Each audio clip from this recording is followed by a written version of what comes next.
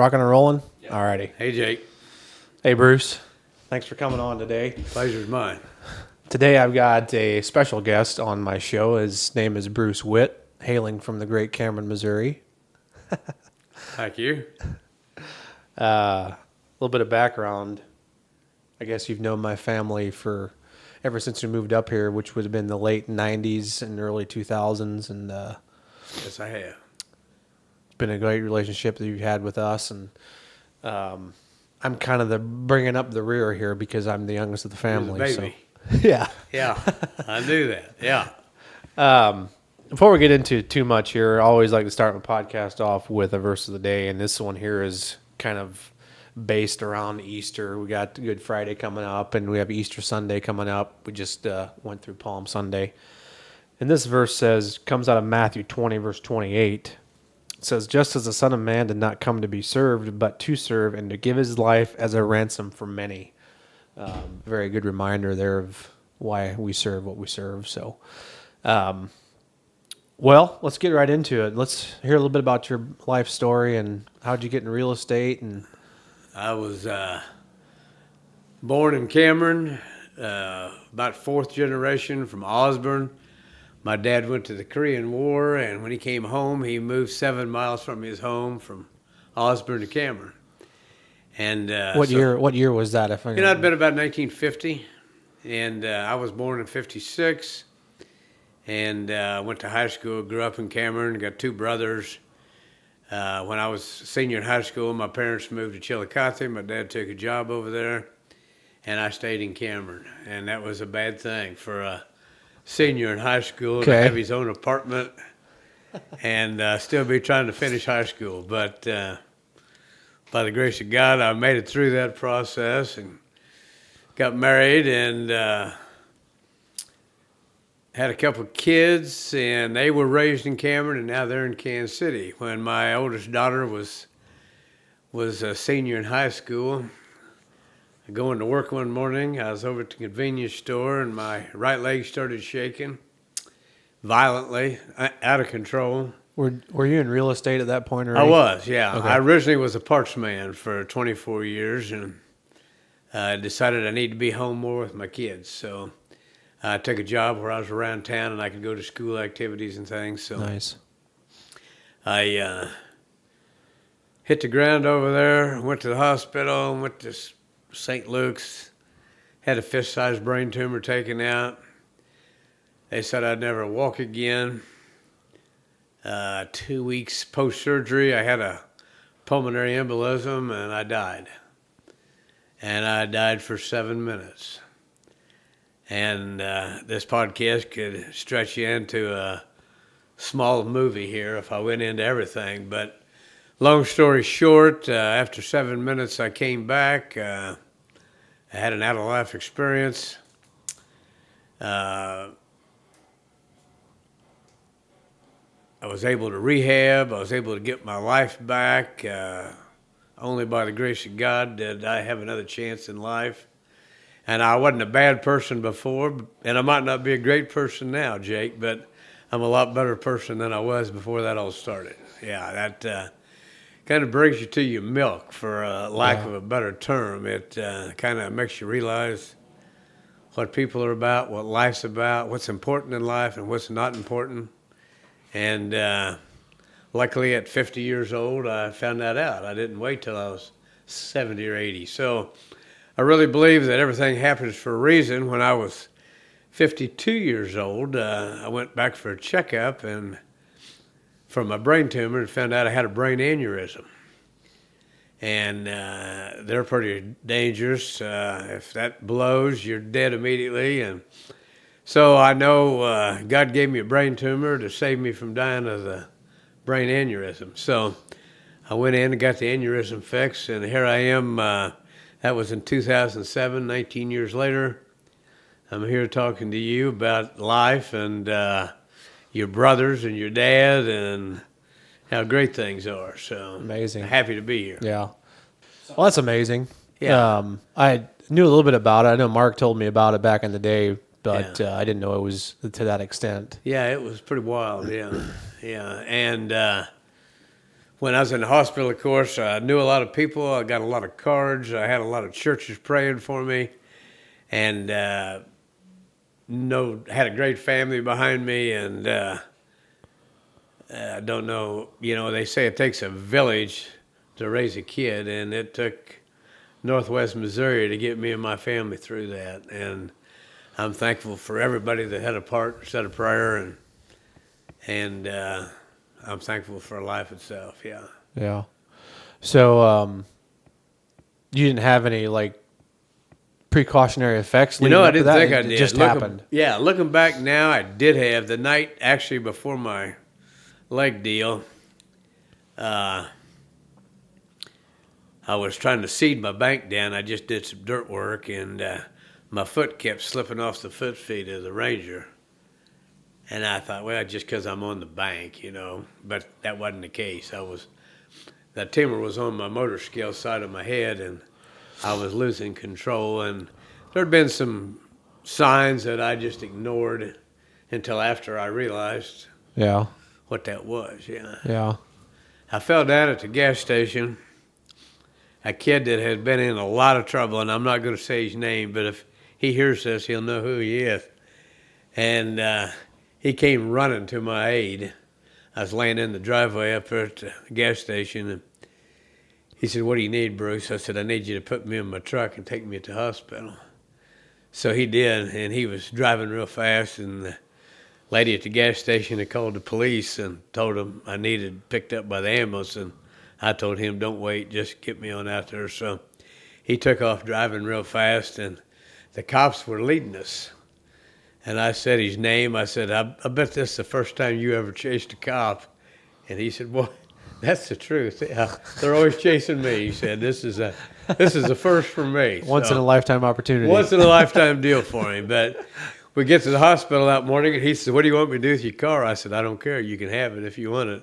I don't think I'm going to be needing it for a while." So, but I have a lot of admiration for him. I could have laid there on the ground and hard telling what would have happened, but I hadn't hardly hit the ground, and he was right there to grab me up. Yeah, local contractor. Yeah, it always seems like God has a plan for everything. And I see it. You see it now. Yeah, when you know it and you're looking for things. And I give you a quick example this morning, Jake. I had a guy call me. I've had his house for sale for a year and haven't sold it. And he called me this morning, and I thought, boy, I probably know why he's calling me. What has he got to do to sell his house? And I've tried everything to sell this house. I've had my video guy take excellent pictures, and he said, "Hey, I finally got a job back in Cameron. I'm going to move back into my house. I need to take it off the market." I said, "No problem." And I told him, I said, that's a God thing. You know that. He didn't want me to sell your house, so that's why I didn't get your house sold. It wasn't anything I did wrong. God meant for you to keep this house, so you had a place to come back to, and you got it. Just appreciated the opportunity to be a part of the plan. Yeah. I mean, it's interesting. We can go through things in life and in that moment not see it. Yeah. But you go down 6 months, a year down the road, and you look back and you're like, yeah, that does make sense now. Yeah, and I also think probably a lot of times in your life you're not looking for it. Exactly. But when you're attentive to it and you're looking for it, I pretty well can tell you, I think I see something every day that just hits home. It makes me know that, hey, I'm not in this boat by myself. Right.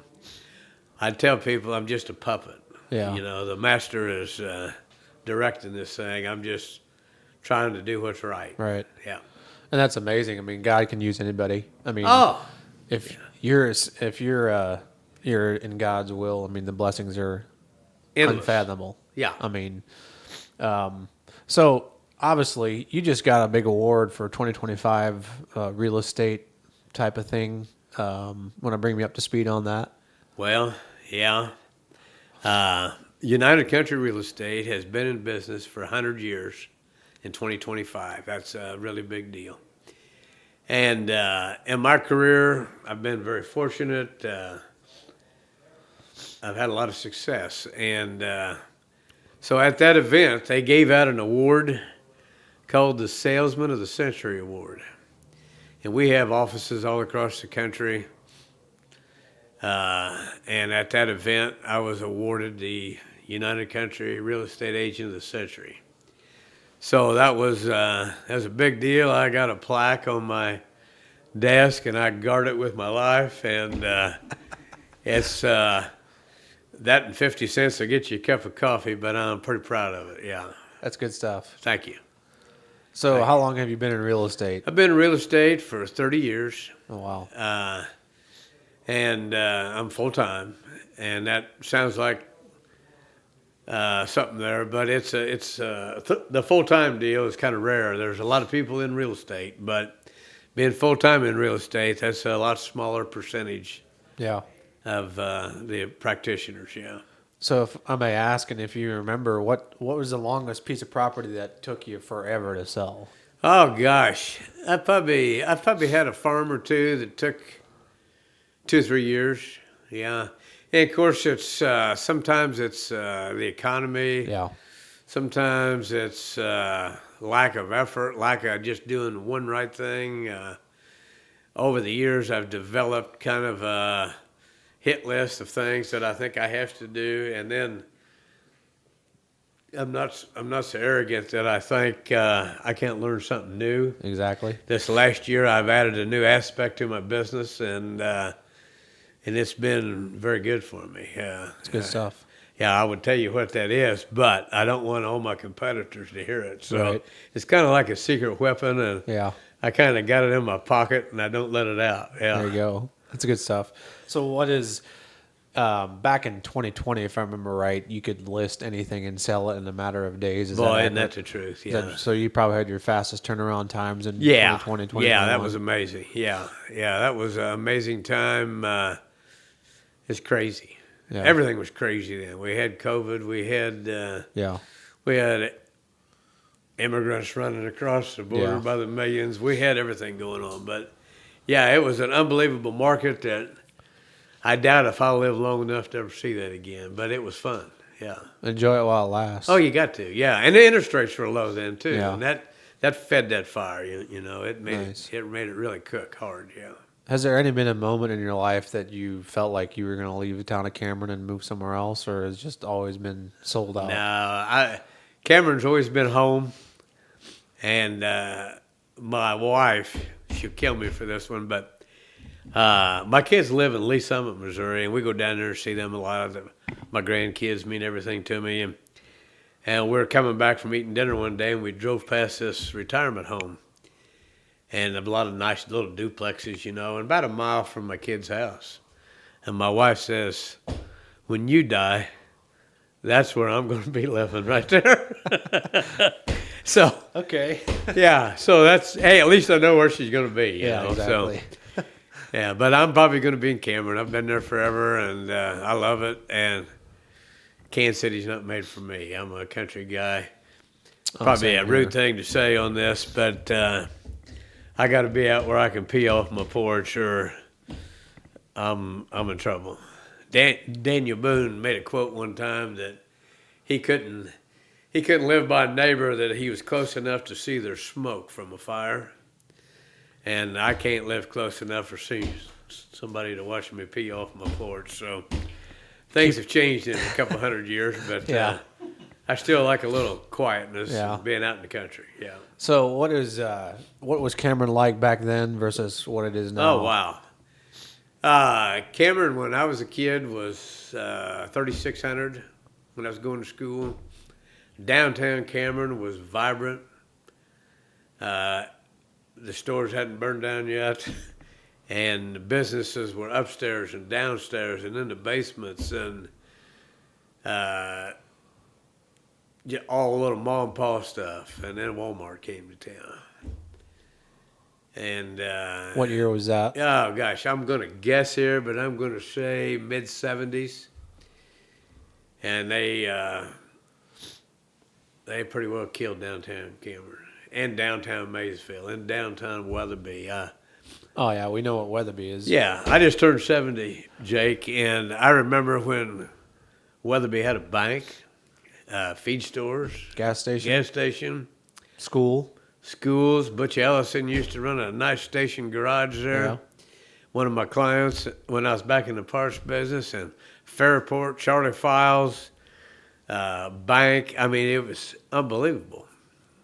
Amity, yeah, all these little towns were busy little towns, Yeah. and that's all gone. A lot of these small towns were big on railroads because Weatherby had a railroad that went through Yeah, it. And Cameron did too. Cameron did too? Yep. Yeah. So now, I mean, you take away those railroads, or I don't know what you could say, their value kind of went down. Oh yeah, I think it changed. It changed rural America when they took Yeah. that out. Yeah, it put all this traffic on the interstate, and yeah, I think that hurt small towns a lot. Oh, Yeah, definitely. I really do. Yeah. Because there's still, when I drive home from here to my house, there is, I think, 2 railroad crossings that were existent. One of them goes behind my brother's house. There's an old railroad crossing that comes from the north and Yeah. comes down and banks and goes to the southeast. Yeah. And of course, the one through Weatherby there's still Oh, yeah. There's still 2 crossings within a half mile of each other that have the big, what do you call it, concrete barriers buttons, where it yeah. used to be. And that's also the same train that Yeah. Jesse James robbed back in Yeah, the right day. over here at Winston. Yeah. What east of Winston? Yeah. That's interesting. So I'll give you a little tie with Jesse James and real estate. Jesse James rode horses. right. And when I first started in my career 30 years ago, I'd ask people, do you know anything historic that happened on your farm? And everybody had a historic moment, and Jesse James had watered his horses at their farm. So I know for a fact Jesse James had the thirstiest horses in the world, because every farm that was claim to fame on the history was Really? Jesse watered his horses there. So that everybody had the same story on that. Interesting. Yeah. Yeah. So backing up a little bit, I guess going forward from Jesse James to your career again, you mentioned something to real estate. You want to spend more time with family. Like, was it something you woke up one day as like, hey, I want to do real estate, or how did that actually come Well, my dad across? kept telling me, you need to get into real estate. You ought to try real estate. You ought to get your real estate license and try it. And my kid, I called home one day, and my daughter was 2 or 3 years old, and she didn't recognize my voice on the phone. That's a terrible thing. Yeah. And so I pretty quickly went and got my real estate license, and we were having a corporate change down there and in the parts business, and I'm not a corporate world kind of guy, Jake. Yeah. And that didn't fit too good with me, so I got into this and quit. And I can honestly tell you, and I got the perfect job, thanks to my dad talking me into it. I go to work every day, and it's not work. I don't feel like I've worked in 30 You years. love what you do then. Love what I do. 70 years old, not looking to get out tomorrow, taking on new things, trying to build my business more, and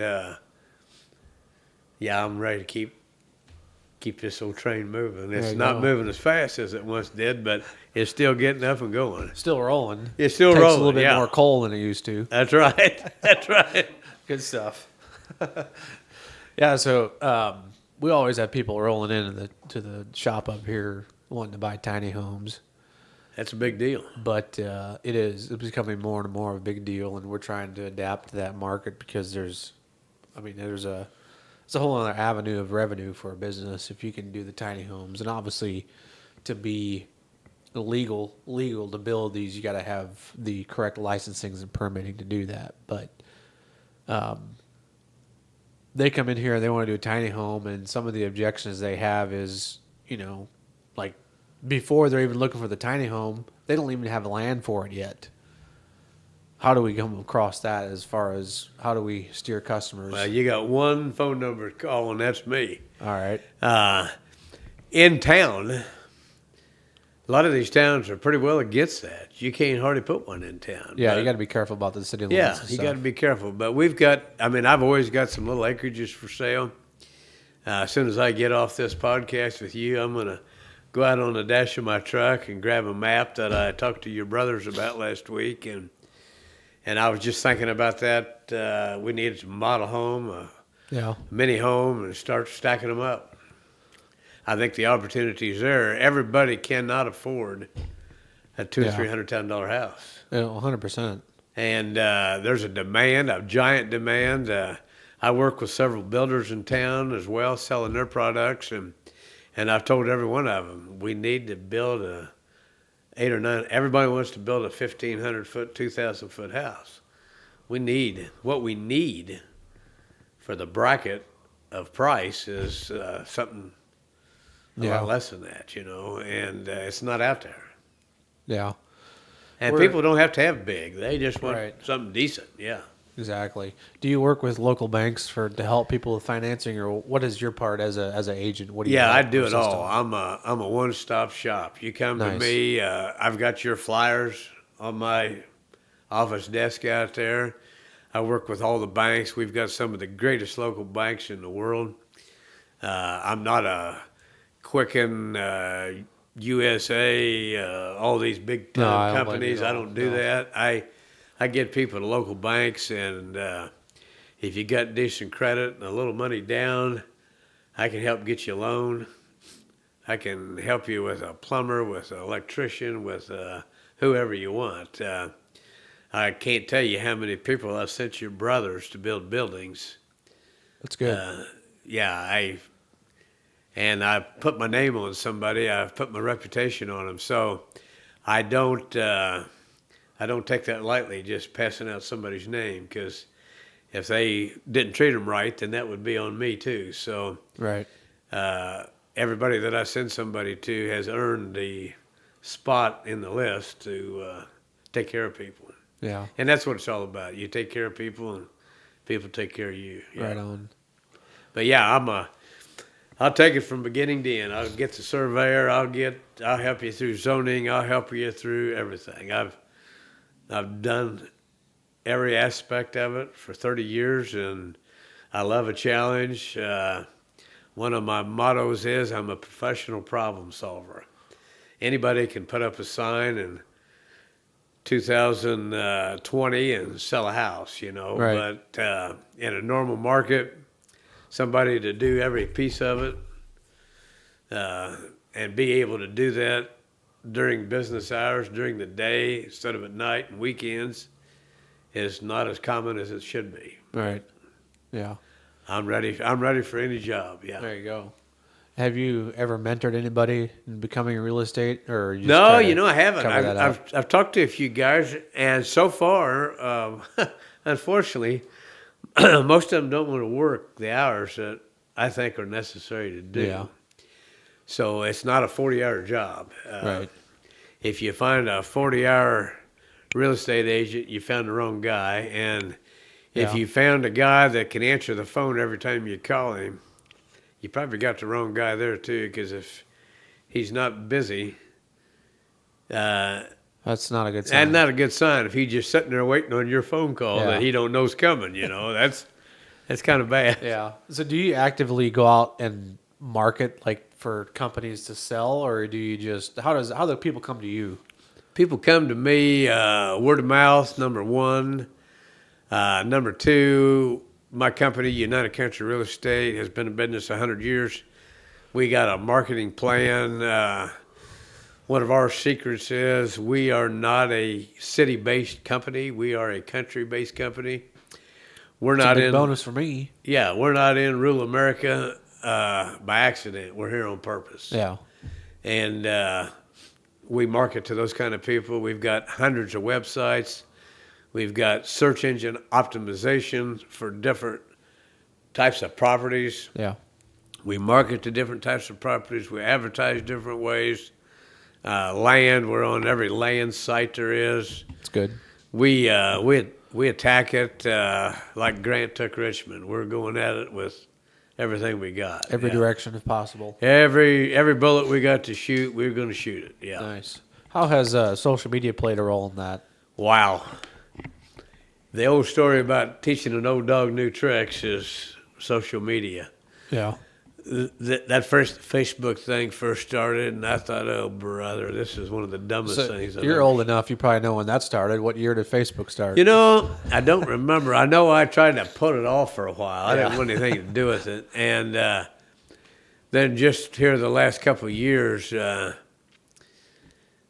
I've got pretty involved in it. And then just this last year, when I went to that 100th year deal, our company, of course, we have sessions through all those meeting days, and one of them, or two or three of them, were on social media and how important this was. And I'm sitting there like, oh yeah, all right, you know. And this guy says, hey Bruce, this is it. You got to get on board. You're gonna miss it. So I came back and ran into my secret weapon, and we started doing a couple little deals, and we started doing a couple more little deals, and I think last year we did 50 videos, and now we're kind of on a team project. Yeah. We're working together every month on it, and it's been very good. Yeah, it's good.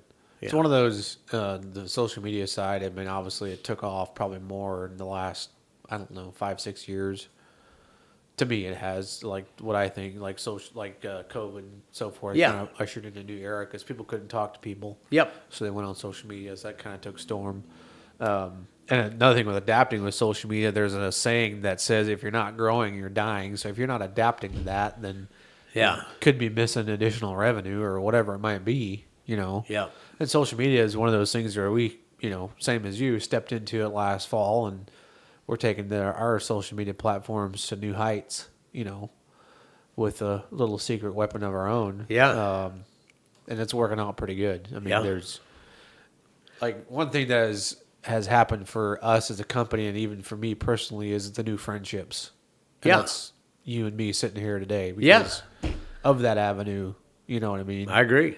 Yeah. I because- know your brothers and have for years, Yeah. and your dad, but this is the first time you and I ever really sat down and talked Right. to each other. So, and because of my relationship with your family, Jake, I feel like I'm sitting down with them. I mean, I'm real comfortable sitting here talking to you. Yeah, I appreciate you coming on. Yeah. I mean, it's for me asking people, it's a big ask because I know that you're probably running around like I am, 95 miles an hour trying to get stuff done. Yeah, yeah, but you got the life factor that kicks in. Yeah, Takes over a little business occasionally. exactly. And, Yeah, it does.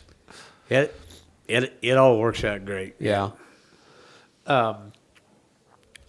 So besides social media, you mentioned you do SEO, you do all the websites. Yeah. A lot of word of mouth. That's A lot of word of mouth, a lot of is emails. crucial. Our company Yeah. has a database of names Okay. of people that inquire on the 1-800 number with our national office, and they send those names out to us, and we email blast those people. And when I get these little videos from my secret weapon, I ship a lot of those out to people. Nice. Just today, I got a 117-acre tree farm up at Trenton. Bill Bayer. Yeah. You know Bill? Yeah. I don't know him, but I know what you're talking Yeah, about. you know the tree farm. Yep. And Sam and I did a video up there, and I had a guy from Florida send me contact on that today, and I sent it out to him. So our company, we bring people in from all over the country. We're not just trying to get somebody that drives by and sees a sign. Right. We don't have to have a sign. Yeah. We market a lot of different ways, yeah. If you're down to where you put up a sign and you put an ad in the local paper and you pray, the praying part's the best part of that, but you're out of business. If that's the three things, we call it the 3 Ps. If that's what you're down to in business, you probably need to update your resume and go get another job, yeah. Right. Yeah, that's good stuff. If I'd ask you this question, how many listings do you have right now that are ready to sell? Right now, I'd say I probably have about 52 or 3. Oh, man. And Yeah. that's all in the area Yeah, for the most part? yeah. How far do you travel? Well, I travel. The furthest I've ever went to sell a farm is Whitewater, Missouri. And that is a little redneck village south of Jackson, Missouri, down by Cape Girardeau. I sold a Mississippi River farm down there one time. And then I sold a farm up here in northwest Missouri, a little town called Watson, right on the Iowa line. Yeah. So about anywhere in Missouri. Can you go out of state? You know, no, I don't have an out-of-state license. Just Missouri. In United Country, I have built relationships with agents in all the other areas. Nice. And I send them business. They send me business. If you want a quick story on that, I got a great one. Go right ahead. There's a guy named Ezra Cornell that his great-grandfather started Cornell University in Ithaca, New York. And I've been friends of him and his wife for years doing real estate business. And he calls me one day and he said, I got a friend up here in Ithaca that has a farm, a dairy farm he needs to sell. Do you have a contact up here? And I said, yeah, I do. So I gave him this old friend of mine's name that had a United Country office, Tom Mullen, that I personally knew. And he said, hey, thanks, I appreciate that. So a couple of weeks goes by and Tom Mullen calls me and he said, Bruce, how in the world do you know the Ezra Cornell from Cornell University? And I told him, well, his wife came from Cameron and I knew the family and I've done business with him here. He said, he just listed a farm with me up here in Ithaca, New York, and I'm selling it for him. And I'm in shock that Ezra Cornell got a hold of me to sell a farm. So it's a little world, and contacts are contacts. And in this company, I've met a lot of great people, and we're all little town people. We're not big city people, and we have a lot in common, and we talk back and forth. We're concerned about people's families. When I was sick, I heard from all of them. Our national office in Kansas City, our president at that time's name was Lou Francis. He closed down our phone line for 10 minutes when I went into surgery so the whole country could pray for me, all the real estate, United Country people. So that's the kind of company United Country is. And I wouldn't think about any other company. I know they're a perfect fit for here. So that's they're a perfect fit for me too. Are they family owned? No, they're not.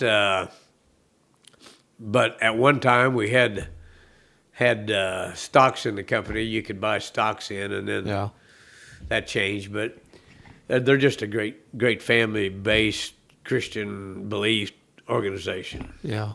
And the whole part of, essentially one of their employees in like your situation is being put into surgery and they taken that much Took that much care. People need more of that Oh, today. they do. Like This world's missing that's that. what we're right luzing. now. Yeah. I mean, we We gotta do more of that. And Yeah. I always, our company, we always try to do some sort of fundraiser or something. We did one last year where we went down to Kansas City and helped in a house, but we're trying to get it more local, like to ways we can reach out. And we always obviously take care of our employees. It's always a family first type of deal. Yep.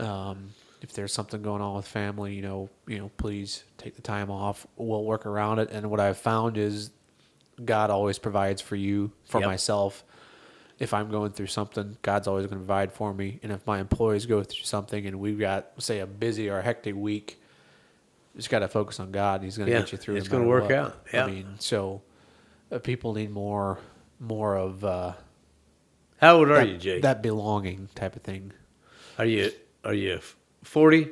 No, You're in your 30s. I'm in 26. Wow. Well, I'm impressed with your strength of your faith. Well, I've got a little story myself. I mean, I went through some tough things here about 6 months ago that was one of those aha moments when I had to shut down a business, and that was something I didn't want to do but had to do to save my sanity type of deal.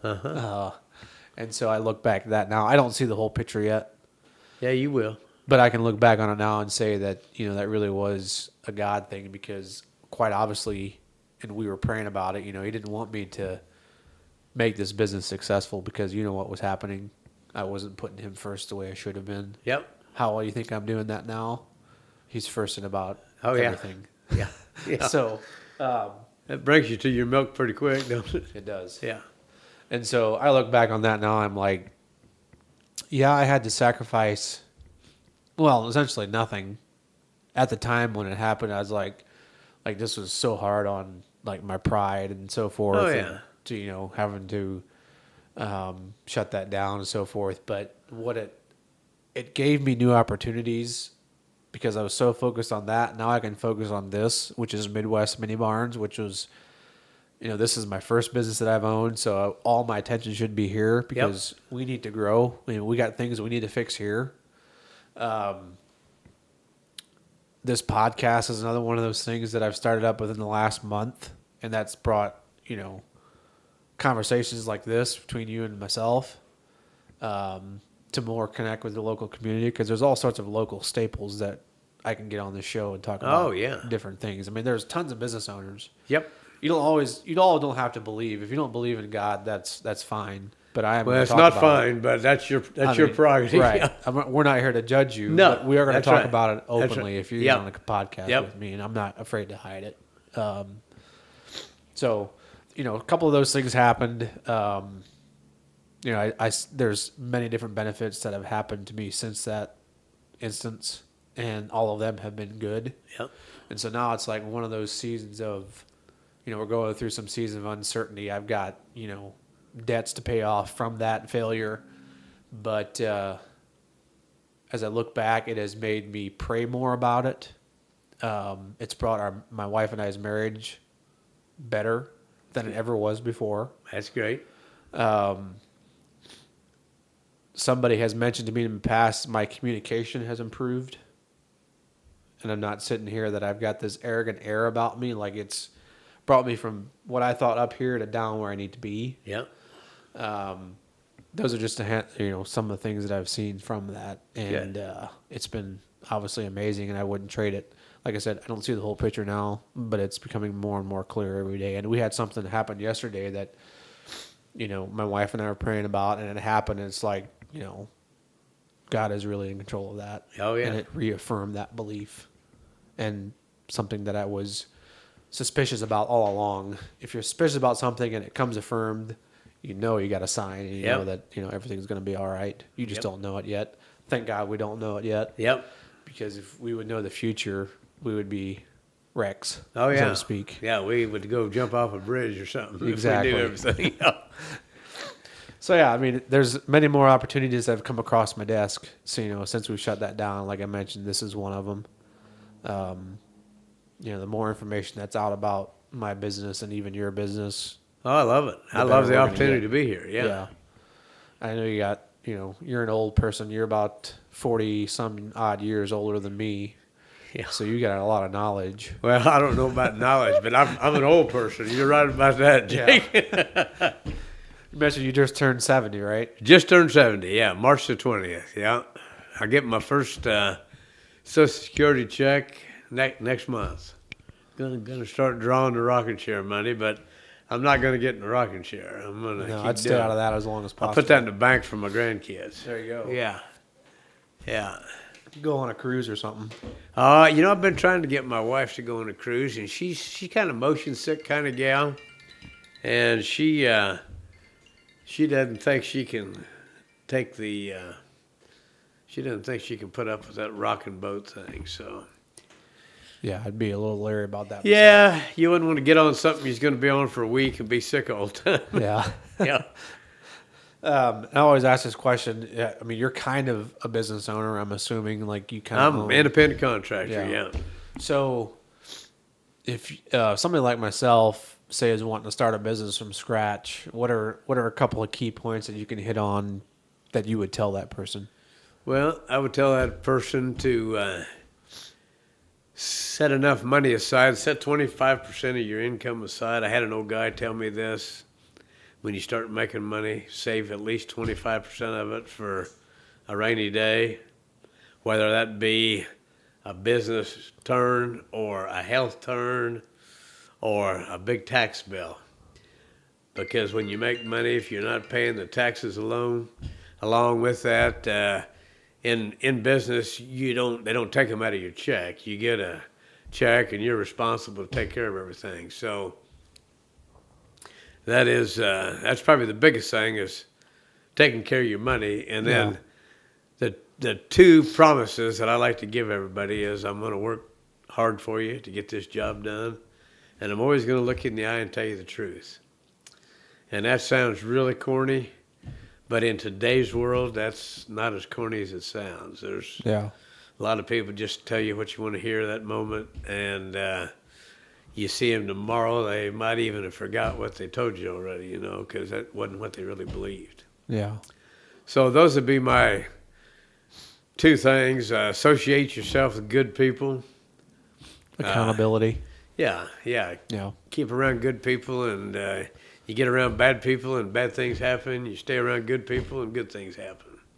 Right on. Yeah, you get a bad feeling about working with somebody, you need to trust your gut and not work with them. Because if your gut's telling you it's not good, it's probably not good. Yeah, that is definitely right on the money. How many times for myself, my gut has told me something and it happened. Yeah, you ignored it. I mean, I can think of many instances, but a lot of it, I love to hunt. Yeah. You're always trying to make this decision, what am I going to do? And your gut tells you, well, do this, and you do the exact opposite, and what your gut told you was going to happen happened. Yeah.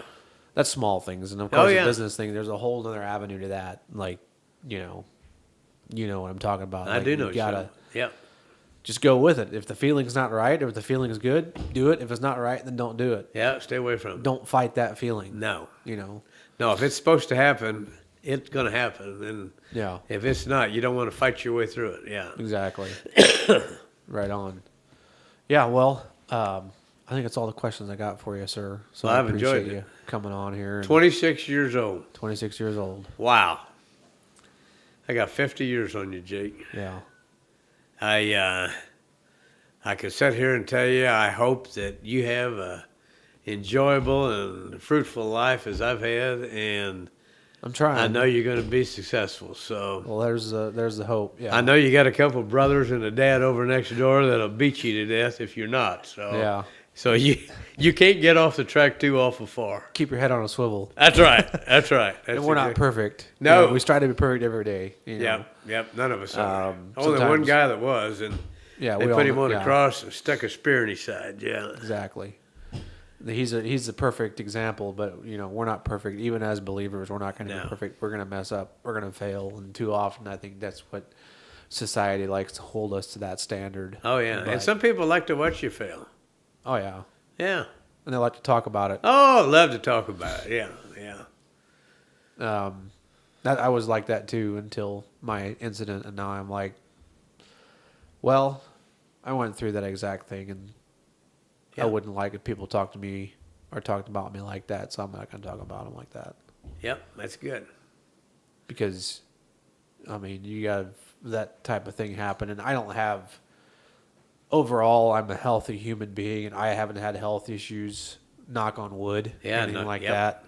But, I know people that health issues is a part of their everyday life, and so for me relating to that, I don't know. They have a different story than I do. Yeah, but a story's a story. Right. But and whatever got you there. Yeah, I don't know what they're facing. Now, if somebody has a business failure, exactly, I know what you're facing. Let's get on and talk about it because, it's, been there, done that. Yep. And, by the grace of God, I've still got this business. So, you bet. We're going to take this thing to new heights if it's His plan. So, anyway, again, thank you for coming on. Thanks for coming on. And pleasure's mine. I want to give you this hat. Oh, well, thank you. You don't have to wear it. Just put it somewhere. I don't care. I'll put that in my tractor barn. I got a tractor barn that your brother built for me. There you go. And I may have helped pour concrete in that back in the day. Yeah, well, that was the first one. I've got 3 of them that he built. So I'll put this on the muffler of one of my old classic tractors. It'll hang in that barn. There you go. Okay. Thank you, sir. Thank you. Yep. Have a great day. You too.